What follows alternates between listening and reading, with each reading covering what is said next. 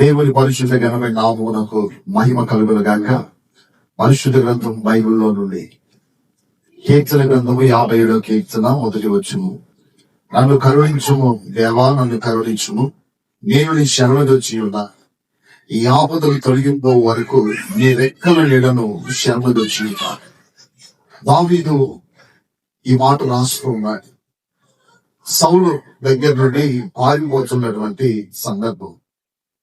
ఆయన పారిపోతూ ప్రభువును ఆశ్రయించి అంటున్నాడు, ఈ ఆపదలన్నీ తొలగిపో వరకు నాయన నీ రెక్కల నీడ క్రింద నేను శరణుదొచ్చి ఉన్నా. ఈరోజు దావీదును మనుషులు తరుగుతున్నా. ఈరోజు పరిస్థితులు చాలా మందిని తరుగుతున్నా, మనుషులు తరుగుతున్నా, రక్త సంబంధులు తరుగుతున్నాయి, ఆర్థిక ఇబ్బందులు తరుగుతున్నాయి, అనేకమైనటువంటి శోధనలు తరుగుతున్నాయి.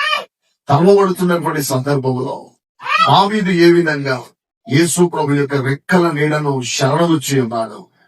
ఆయన నన్ను కరుణించు దేవా, నన్ను కరుణించు. ఆయన గొప్ప రాజు అండి.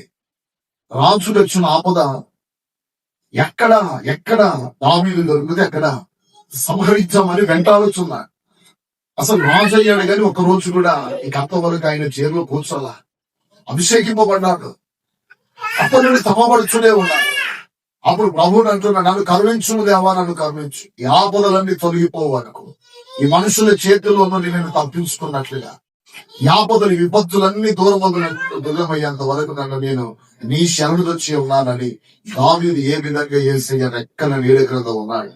ఈ రోజు మనకొచ్చిన ఆపదలన్నీ తొలగిపోయేంత వరకు ఆయన చేతి కింద రెక్కల నీడ కింద భద్రపరచబడి శరణుదొచ్చి ఉంటే నిశ్చయముగా దావీదు చేతికి సౌలును అప్పగించినట్టుగా నేను తరుముతున్న ప్రతి సమస్యను, నేను తరుముతున్న ప్రతి మనుషుల్ని దేవుడు ఒక రోజు నీ చేతికి ఆయన అప్పగిపోబోతూ ఉన్నాడు.